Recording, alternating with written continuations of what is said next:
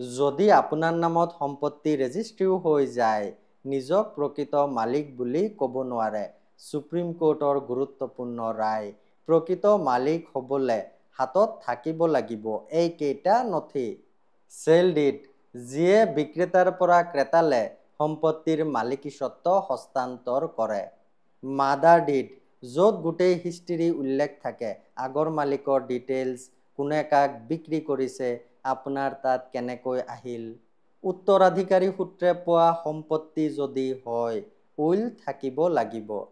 উত্তৰাধিকাৰী সূত্ৰে পোৱা সম্পত্তি হ'লে NOCও লাগিব।